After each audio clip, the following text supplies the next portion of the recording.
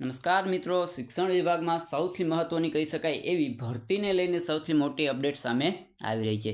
અને આ અપડેટ દોસ્તો નથી વિદ્યા સહાયકોની બરાબર કે નથી શિક્ષણ સહાયકોની કે તેમજ નથી જ્ઞાન સહાયકોની બરાબર, પરંતુ દોસ્તો આ અપડેટ છે શાળા સહાયકોની.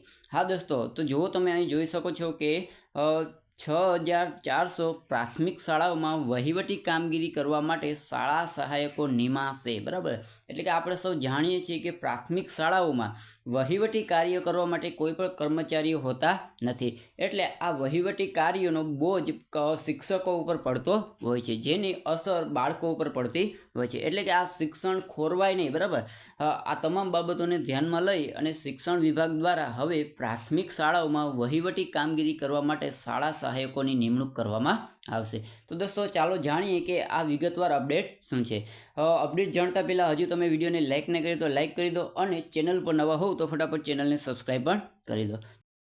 તો ચાલો મિત્રો, હવે આપણે જે શૈક્ષણિક વિભાગમાં ભરતીને લઈને સૌથી મોટી અપડેટ આવી છે બરાબર, એને વિગતવાર જોવાનો પ્રયત્ન કરીએ. તો દોસ્તો અહીં લખેલું છે કે પ્રાથમિક શાળાઓમાં બિન શૈક્ષણિક સ્ટાફની અછતના કારણે વહીવટી કામગીરીનું ભારણ શિક્ષકો પર પડે છે.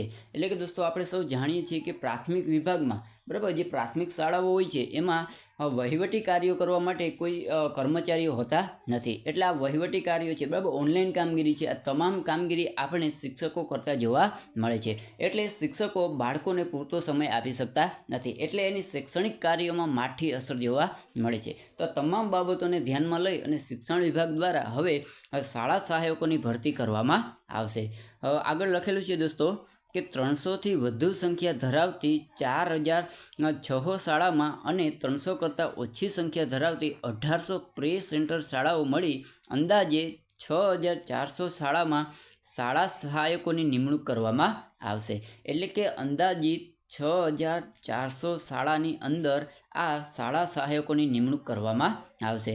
જોઈએ આગળ તો જે કોમ્પ્યુટર લેબ બરાબર, બિન શૈક્ષણિક પ્રવૃત્તિઓ જેવી કે દૈનિક રિપોર્ટિંગ, રેકોર્ડ રાખવા, ઓનલાઈન કામગીરી, આ તમામ કાર્યો આપણને શાળા સહાયકો હવે કરતા જોવા મળશે.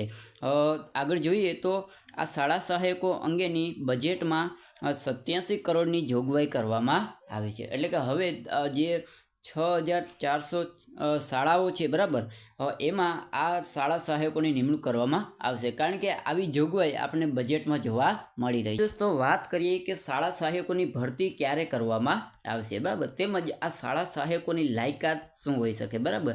ત્યારબાદ વાત કરીએ તો આના માટેની પરીક્ષા કેવી હોઈ શકે. તો જુઓ દોસ્તો, હજુ સુધી શાળા સહાયકોને લઈને ઓફિશિયલ નોટિફિકેશન કોઈ પણ પ્રકારની જાહેર કરવામાં નથી આવી, પરંતુ સમાચાર પત્રમાં કંઈક આવી અપડેટ આપવામાં આવી છે. એટલે હવે જે કાયમી ભરતીનું કેલેન્ડર જાહેર કરવામાં આવ્યું છે બરાબર, એ ભરતી સંપૂર્ણપણે પૂર્ણ થાય ત્યારબાદ મે બી આવી શકવાની સંભાવના છે. એટલે કે જે 24,000ની ભરતી કરવામાં આવશે કાયમી શિક્ષકોની, એ ભરતીની તમામ પ્રોસેસ પૂર્ણ થાય ત્યારબાદ શાળા સહાયકોની ભરતી કરવામાં આવી શકે બરાબર. તો અત્યાર સુધી બસ આટલી જ અપડેટ હતી. હવે નવી અપડેટ સાથે મળશું નવા વિડીયોમાં. આશા રાખું છું કે વિડીયો તમને ગમ્યો હશે. જો ગમ્યો હોય તો લાઇક કરી દો, ચેનલ પર નવા હોવ તો ફટાફટ ચેનલને સબસ્ક્રાઈબ પણ કરી દો.